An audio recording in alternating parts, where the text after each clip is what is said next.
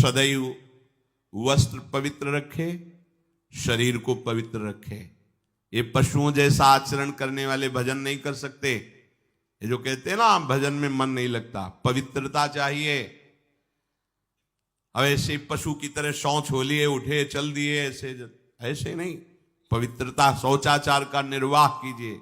लघुशंका भी जाइए तो जल लेकर जाइए। इंद्री का प्रक्षालन, फिर हाथ का प्रक्षालन, फिर 3 बार आत्मन राधा वल्लभ श्री हरिवंश, राधा वल्लभ श्री हरिवंश। जैसे शास्त्रीय विधान में केशवाय नमः, नारायणाय नमः, माधवाय। पवित्र रहिए। देखो भजन कैसे नहीं होता। मिट्टी जल आदि से बाह्य शरीर की पवित्रता और छल कपट के त्याग से भीतर की पवित्रता बढ़ती है। गुरु से कपट, यह सर्वनाश का लक्षण है। अगर तुम में कोई दोष है, गुरुदेव पूछ रहे हैं, तुमने ऐसा अक्षरशः जैसा हृदय में वैसा बोल दे जी, अब चाहे दंड दो चाहे क्षमा करो, ये आपका विषय। पर सत्य बात यह कि मेरे हृदय में ऐसी पाप वृत्ति थी, मैंने ऐसा किया या ऐसा करने का हमारे संकल्प बन रहा है। गुरु से कपट नहीं। अंदर कपट रखोगे, मन मलिन हो जाएगा, भाग जाओगे, माया घसीट ले जाएगी। जो गुरुदेव ने उपासना दी है उसी का केवल अनुष्ठान। समय कहां आपके पास और के लिए? कहां समय है? प्रियाजू के सिवा हमारे पास समय कहां है? ऐसी दिनचर्या है, एक क्षण भी तो समय नहीं है, तो हम फिर और क्या अनुष्ठान करें? अपनी लाडली जू को हर समय देखते रहना है, दुलार करना है, नाम मंत्र वाणी जी का गायन, उन्हीं की सेवा में। गृहस्थी हैं तो जो व्यापार नौकरी उन्हीं के लिए समर्पित करें। इसके लिए बहुत सहन शक्ति चाहिए। ठंडी गर्मी, मान अपमान, निंदा स्तुति, परिवार वालों की अवहेलना, ये सब मिलेगा इनाम में। इसे सहो चुपचाप, इसके लिए रो मत। कैसे लोग हैं, रो देते हैं, शरीर की प्रतिकूलता में रो देते हैं। अरे आंसू श्री जी के लिए, सिर्फ प्यार में रो श्री जी के, और सब दुख मुस्कुरा के सहना सीखो। मौनम, वाणी को बहुत संभालिए। नाम जप के लिए मौन बहुत आवश्यक है। अगर बार बार थोड़ी थोड़ी देर में बोलते रहेंगे तो एकाग्रता भंग होती रहेगी, नाम में मिठास नहीं अनुभव कर पाएंगे। कभी कभी ऐसा होता है, ये जाम हो जाता है, बोलना भी चाहे तो नहीं बोल पाते, क्यों? क्रम टूट जाएगा। शाम के समय जैसे किसी से मिलना जुलना नहीं, तो तभी लोग पूछते मौन हो क्या? तो फिर नहीं, मौन नहीं, क्या बात, इशारे समझ लो जो काम, चलो। क्योंकि अगर निरंतर मंत्राकार वृत्ति तो बोलने की भी हिम्मत नहीं रह जाती। पर वहां तक पहुंचने के लिए वाणी का मौन आवश्यक है। मौन का मतलब ऊ करना नहीं है, आवश्यक हो तो शब्द बोल दो, नहीं अधिकतर मौन रहने की चेष्टा करो। जो आपको मार्ग मिला है, कई बार वर्णन किया है कि सत्संग में जो शब्द आपको लगते हैं तो डायरी में लिखना चाहिए, या याद कर लो, बाद में लिख लेना जाके। और अपने लिखे हुए सत्संग के वचनों को रोज स्वाध्याय करना चाहिए। अमुक तारीख के सत्संग में ये पॉइंट, और उनको बार बार, ऐसा नहीं कि आपको ही कह रहे हैं, जहां जहां संत मिले जो जो बोले उनके सामने तो लिखा पड़ी नहीं, पीछे हट के लिखना। 2 डायरी हैं, एक सन्यास की है, एक वैष्णव मार्ग। दोनों को, गुरुजनों की, महापुरुषों की वाणी को एकदम एकाग्रता से सुनाओ। जब अलग हटे तो सबसे पहला काम, इस तारीख को इस महापुरुष ने ये शब्द बोला, और उन्हीं का बार बार स्वाध्याय करना। क्योंकि सब शास्त्रों में कहां हम दौड़े घूमेंगे, महापुरुष जन सब शास्त्रों का सार बोलते, उसे लिख लिया। सरलता, आपका जीवन सरल होना चाहिए।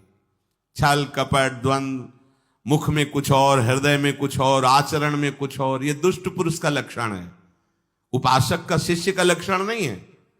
दुष्टता का त्याग करो। हृदय में कुछ और चल रहा है, वाणी से कुछ और बोल रहे हो, आचरण में कुछ और है, यह दुष्ट पुरुष का लक्षण है। साधु पुरुष का जो वाणी में वही, हृदय में वही, आचरण में है, तीनों की मिलान है, वही साधु है, वही उपासक है, वही भक्त है, जिसकी तीनों एक हो। वाणी से जो बोला वही हृदय में है, जो हृदय में वही आचरण में है। यहां वाणी से कुछ बोल रहे, हृदय में कुछ चल रहा है, आचरण कुछ और बता रहे, ये ठीक नहीं। सरलता का तात्पर्य है मन, वचन और कर्म, ये तीनों एक होने चाहिए। अहिंसा वाणी से शरीर से किसी को भी कष्ट ना पहुंचे, ऐसी अंदर धारणा रखो। वो अपने संकल्प विकल्प करके कष्ट भोगे, उसकी बात, हमारे द्वारा किसी को कष्ट ना पहुंचे, ये हमारी धारणा हो। सर्दी गर्मी सुख दुख आदि द्वंद हर्ष विषाद आदि जो है, इनको सहना सीखो। भगवान भी आदेश करते हैं, मात्रा स्पर्शास्तु कौन्ते शीतोष्ण सुख दुखदा आगमापायनो अनित्यास्तास्तितिक्षस्व भारत। जो इनको सह जाता है वही परम पदवी को प्राप्त होता है। थोड़ी सी गर्मी आहा, थोड़ी सी सर्दी आहा, पूरे जीवन गर्मी। पैर की त्वचा ऐसी हो गई थी कि बंबूल का कांटा टूट जाता था, घुसता नहीं था। जीवन में कभी पादुका ही नहीं, तो चमड़ी इतनी मोटी हो गई थी पैरों की। सर्दी गर्मी जैसा आप इसको, आप देखो यहां आप कौन सा स्वेटर पहनते हैं, जीवन में कभी नहीं। सर्दी में क्या होता है, यहां ये त्वचा नहीं क्या, हमें तो लगता है काफी सुकोमल अन्य अंगों से यहां की त्वचा है, कपोल नासिका नेत्र आदि। यहां क्या पहनते हो सर्दी में, क्या बिगड़ जाता है, क्योंकि अभ्यास है। गर्भ के बाद निकलने के बाद यहां कुछ ढका ही नहीं, यहां कुछ नहीं ढका, तो पूरे जीवन ढकने की जरूरत नहीं। और अगर पूरे अंगों में न ढका होता तो पूरे जीवन ढकने की जरूरत नहीं। जो जंगल में दिगंबर महापुरुष रहते थे गंगा के किनारे, कितने, तो उनको क्योंकि अभ्यास, और हमने अभ्यास किया कपड़े लत्ते का, तो अभ्यास, हमने अभ्यास किया एसी रूम का, अभ्यास किया गीजर से नहाने का, वो अभ्यास किया तीनों काल गंगा स्नान, वो अभ्यास, कुछ फर्क नहीं पड़ा इस जड़ शरीर में। इसको जैसे रखो, तो सहने का अभ्यास, यदि माया से मुक्त होना है तो सहने का अभ्यास रखो। ये जरा में ओह बहुत गर्मी, ये नहीं उपासक, गर्मी है ठीक है, शरीर का धर्म है, तो त्वगेंद्री में ताप लग रहा है ठीक है, राधा राधा राधा। आप कहोगे प्रवचन करने से नहीं होता। कभी बिजली नहीं रखी ईद दाम में, कटवा के रखे थे, बिल्कुल नहीं। जितनी देर होश रहा आंख का हाथ से पंखा कर लिया, नहीं तो बस राधा राधा राधा, जो मिला मांग के खाया, कुछ आसन पे लेट। प्रवचन ही केवल नहीं रहे, अब तो जैसे जोई जोई प्यारो करे सोई मुई भावे। नहीं, जानबूझ करके अपने शरीर को अधीन नहीं करना चाहिए। सुविधाओं की अधीनता, तुम भोगता नहीं, सुविधाएं तुम्हें भोग रही हैं। जितना तुम सुविधा भोगी बन जाओगे उतना तुम कमजोर हो जाओगे। सीधे प्रकृति का वार सहो, तुम महात्मा सुदृढ़ बलवान हो जाओगे। तुम्हारे आगे समर्थ शब्द लग जाएगा। जो प्रकृति के और विकारों के वेगों को सीधे सहता है उसे महात्मा कहते हैं। समहात्मा सुदुर्लभा यम ही न व्यथयन्ते ते पुरुषम पुरुषर्षभ सुख दुख समा। जिसका सुख दुख समान भाव, किसी भी वेग की व्यथा से हृदय व्याकुल नहीं होता, वो भगवान को प्राप्त करने का अधिकार प्राप्त कर लेता है।